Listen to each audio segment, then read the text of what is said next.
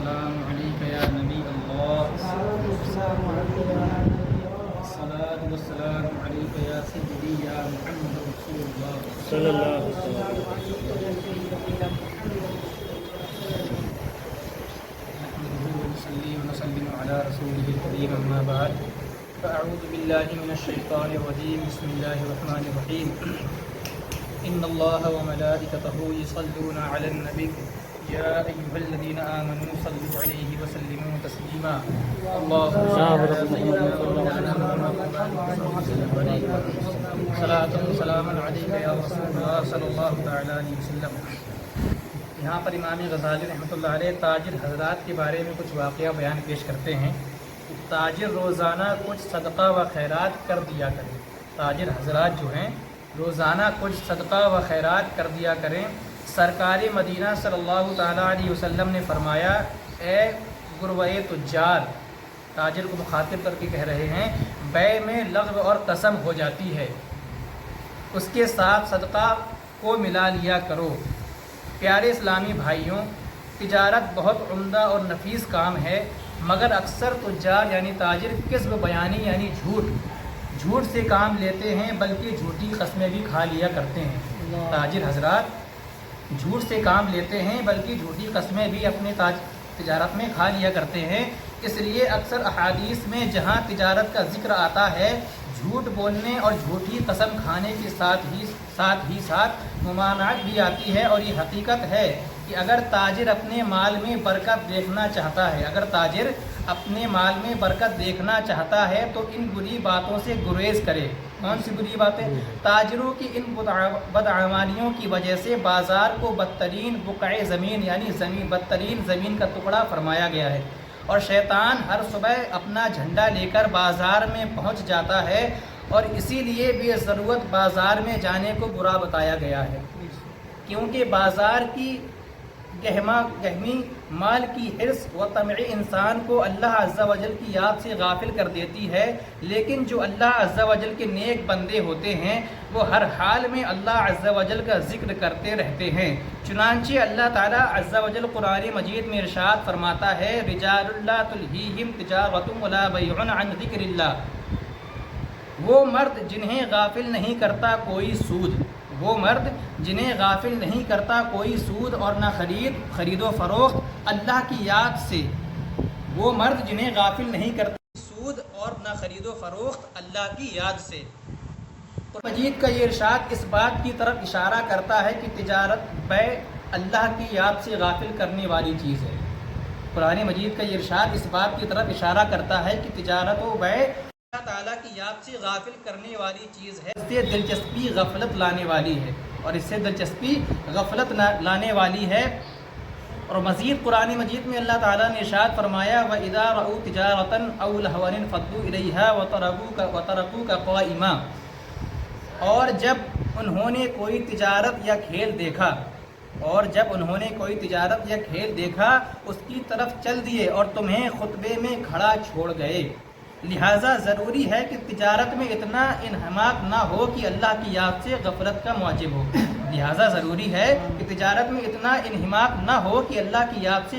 کا موجب ہو. صحابہ اکرام رضوان اللہ تعالیٰ علیہ اجمعین خرید و فروخت و تجارت کرتے تھے، مگر جب حقوق اللہ یعنی صحابہ اکرام جب تجارت کیا کرتے تھے، مگر جب حقوق اللہ یعنی اللہ کے حقوق میں سے کوئی حق پیش آ جاتا تو خرید و فروخت کو ان کو ذکر اللہ سے نہ روکتی، یعنی وہ خرید و فروخت ان کو اللہ کے ذکر سے نہ روکتی.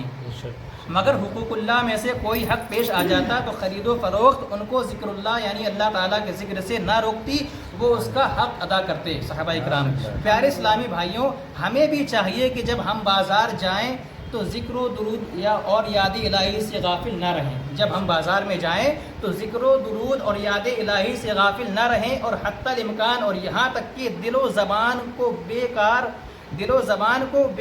نہ رہنے دیں، اپنی زبان کو بیکار نہ رہنے دیں، فالتو کی باتوں میں اپنا وقت ضائع نہ کریں. بازار میں جب جائیں تو درود و ذکر و اذکار اور یاد الہی سے غافل نہ رہیں، اور یہاں تک کہ دل و زبان کو بیکار نہ رہنے دیں، اور یہ یقین کریں کہ جو آخرت کا نفع ذکر و تسبیح نہ کرنے سے ضائع ہو جاتا ہے، اور یہ یقین کریں کہ جو آخرت کا نفع یعنی جو آخرت کا فائدہ ہے جو ذکر و تسبیح نہ کرنے سے ضائع ہو جاتا ہے، سارے جہاں کا نفع بھی اس کا بدلہ نہیں بن سکتا، سارے جہاں کا نفع بھی اس کا بدلہ نہیں بن سکتا۔ اور غافل لوگوں کے درمیان، کیونکہ بازار میں اکثر لوگ غافل ہی ہوتے ہیں، بازار میں جائیں گے ہنسی تفریح مذاق سب کچھ ہوتا ہے، وہاں ذکر و اذکار تو ہوتا نہیں ہے۔ اور غافل لوگوں کے درمیان، کیونکہ بازار میں اکثر لوگ غافل ہی ہوتے ہیں، یاد الہی کرنے والے کی مثال ایسی ہے جیسے خشک درختوں میں ہرا بھرا درخت۔ یاد الہی والوں کی مثال پیش کر رہے ہیں کہ یاد الہی کرنے والے کی مثال ایسی ہے جیسے خشک درختوں میں ہرا بھرا درخت اور مردوں میں زندہ۔ سبحان اللہ۔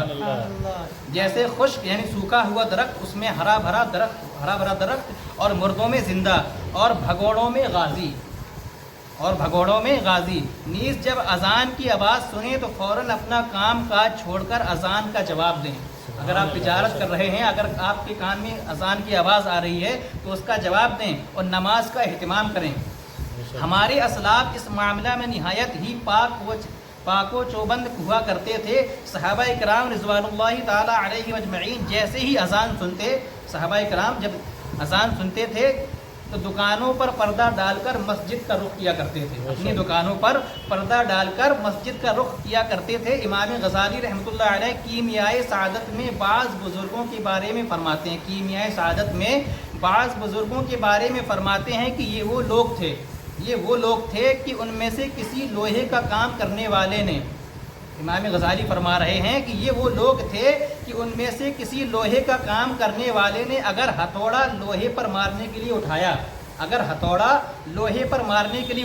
ہوتا اور ادھر سے کان میں اذان کی آواز پہنچی تو اسے نیچے نہ لاتا، جیسے ان کے کان میں اذان کی آواز آتی تو اسے نیچے نہ لاتا، یعنی لوہے پر نہ مارتا بلکہ وہیں پر رکھ دیتا، سبحان اللہ، اور نماز کے لیے چل پڑتا۔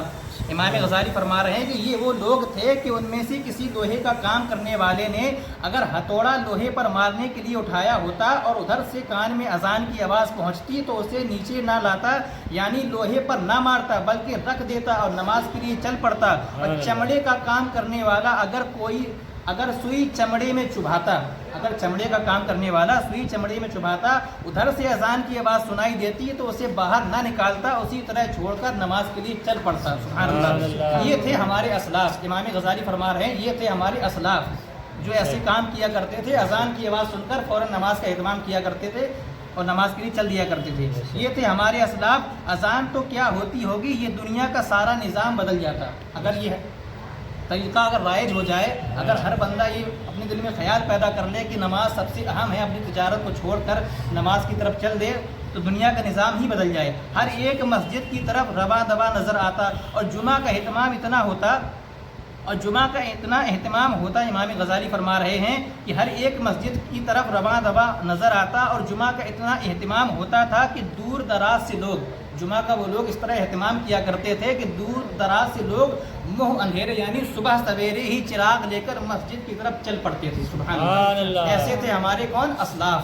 امام غزالی فرما رہے ہیں ایسے اسلاف تھے کہ جمعہ کا اتنا اہتمام ہوتا تھا کہ دور دراز سے لوگ منہ اندھیرے ہی یعنی صبح سویرے ہی چراغ لے کر مسجد کی طرف چل پڑتے تاکہ اگلی صف میں جگہ مل سکے۔ سبحان اللہ۔ یہ ان کا عقیدہ تھا، اگلی صف میں جگہ مل سکے۔ اور آج مسجدیں ویران ہیں، اللہ اکبر، مسجدیں ویران ہیں، دیکھ کر دل جل کر رہ جاتا ہے۔ حضرت ابن عمر رضی اللہ عنہ سے روایت ہے کہ حضور تاجدار مدینہ صلی اللہ علیہ وسلم کا فرمان عالی شان ہے، جو کوئی بازار جائے تو وہ یہ دعا پڑھے۔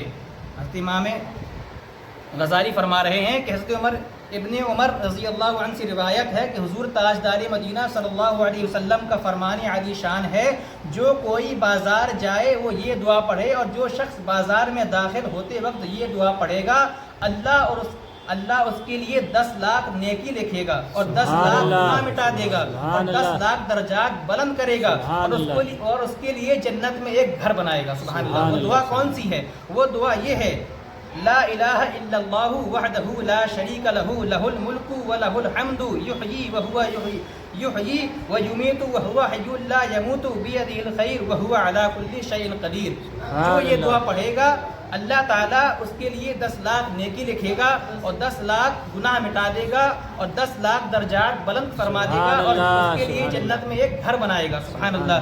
کوئی معبود، اب اس کا ترجمہ کرتے ہیں، کوئی معبود نہیں سوائے اللہ کے، کوئی معبود نہیں سوائے اللہ کے، وہ اکیلا ہے، اس کا کوئی شریک نہیں، اس کی بادشاہی ہے اور وہی حمد و ثنا کے لائق ہے، وہی زندہ کرتا ہے، وہی مارتا ہے اور وہ ہمیشہ زندہ ہے، موت اس پر طاری نہیں ہوگی، اس کے ہاتھ میں خیر و برکت ہے اور وہ ہر بات پر قادر ہے. سبحان اللہ. بے شک کیمیائے سعادت میں ہے کہ حضرت جنید بغدادی رضی اللہ عنہ فرماتے ہیں کہ میں ایک شخص کو جانتا ہوں جو ہر روز بازار میں 300 رکعت نماز اور 30,000 تسبیح اور اس کا ورد وظیفہ ہے.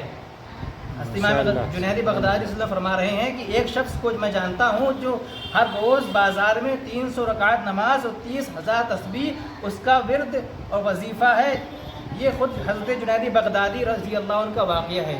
حضرت جنید بغدادی فرما رہے ہیں کہ ہر روز بازار میں 300 رکعت نماز اور 30,000 تسبیح اور اس کا ورد اور وظیفہ یہ ہے کہ وہ یعنی حضرت جنید بغدادی وہ خود کیا کرتے تھے. یہ تو ان خوش نصیبوں کا حال ہے جو حسب ضرورت روزی کمانے پر اکتفا کرتے تھے. یہ ان خوش نصیبوں کا حال ہے جو حسب ضروری یعنی ضرورت کے تحت روزی کمانے پر اکتفا کرتے تھے. انہیں دنیا کا مال جمع کرنے کے لیے طمع اور خواہش نہ ہوتی تھی. انہیں دنیا کا مال جمع کرنے کے لیے طمع اور خواہش نہ ہوتی تھی. اور جو کوئی زیادہ دنیا طلب کرنے اور بازار جائے گا، جو کوئی زیادہ دنیا طلب کرنے بازار جائے گا اسے یہ بات نصیب نہ ہوگی، اسے یہ سعادت نصیب نہ ہوگی. وہ اگر مسجد میں جا کر فرض نماز بھی ادا کرے گا، وہ شخص اگر مسجد میں جا کر فرض نماز ادا بھی کرے گا تو بھی اس کا دل فراغ اللہ اور دکان کے حساب میں مصروف رہے گا. لوگوں کو چاہیے کہ بازار میں زیادہ ٹھہرنے کی حرص اور خواہش نہ کریں. لوگوں کو چاہیے کہ بازار میں زیادہ دیر ٹھہرنے کی حرص و خواہش نہ کریں. مثلا یہ سب سے پہلے بازار جائے، مثلا بتا رہے ہیں کہ وہ ایسا انسان ہو جو سب سے پہلے بازار جائے اور سب سے بعد میں آئے، یعنی اپنا پورا وقت وہ بازار میں ہنسی تفریح میں گزار دے، سب سے پہلے جائے اور سب سے بعد میں آئے. تو ایسا نہیں کرنا چاہیے. یہ لالچی ہونے کی علامت ہے. ایسے انسان کو کیا کہتے ہیں؟ ایسے انسان کی لالچی ہونے کی علامت ہے. یا دور دراز پر خطر سفر اختیار کرے یا دریا کا سفر کرے، یہ امور کمال حرص کی دلیل ہے. آج سنتیں سیکھنے کے لیے اگر کہا جائے تو ہمارے بھائیوں کے پاس کوئی وقت نہیں ہوتا ہے. اگر آج کسی سے کہا جائے چلیے اجتماع ہے، کچھ مسجد میں کچھ بیان ہوگا، تو کسی کے پاس وقت نہیں ہے. آج اگر سنتیں سیکھنے کے لیے اگر کہا جائے تو ہمارے بھائیوں کے پاس کوئی وقت نہیں ہوتا. ایک آدھے گھنٹے کے اجتماع کی دعوت پیش کی جائے تو کہتے ہیں اجتماع کا بہت دور ہے، ہمیں فرصت ہی نہیں ہوتی ہے. کہتے ہیں اجتماع گاہ یعنی جہاں پہ اجتماع ہوگا وہ بہت دور ہے، ہمیں فرصت نہیں ہوتی. اور یہی لوگ جو معمولی سی نوکری ہوا کرتی ہے، یہی لوگ جو معمولی سی نوکری اور چند سکوں کے حصول کے لیے ہزاروں میل کا سفر کرنے کے لیے تیار رہتے ہیں. اللہ اکبر. ایسے ہی لوگ جو یہ کہتے ہیں کہ ہمیں اجتماع بہت دور ہے، ہمیں جانے کے لیے فرصت نہیں، وقت نہیں، اور ایسے لوگ چند پیسوں کی لالچ اور حرص میں اپنا دین وطن ہزاروں میل سفر کرنے کے لیے تیار ہو جاتے ہیں، روزی کمانے کے لیے، پیسہ اکٹھا کرنے کے لیے. تبھی تو کسی نے ارشاد فرمایا دولت دنیا یہیں رہ جائے گی، دولت دنیا یہیں رہ جائے گی، غافل انسان ساتھ نیکی آئے گی، غافل انسان ساتھ نیکی ہی آئے گی اور دنیا یہیں رہ جائے گی. سبق حاصل ہوا کہ ہم اپنا وقت بازار میں ہنسی تفریح میں ضائع نہ کریں، بلکہ اللہ کے ذکر و اذکار میں اس کو گزارے.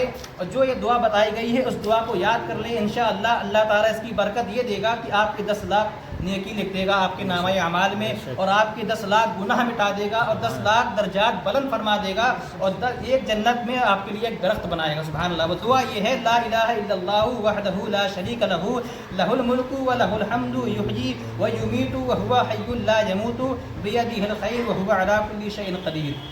یہ کلمہ ہے، یہ کلمہ ہے لیکن یہ دعا کے طور پر یہاں پر بتایا گیا ہے. حدیث کے ذریعے حضرت عمر فاروق سے مروی ہے اور حضور تاجدار مدینہ صلی اللہ علیہ وسلم نے فرمایا ہے.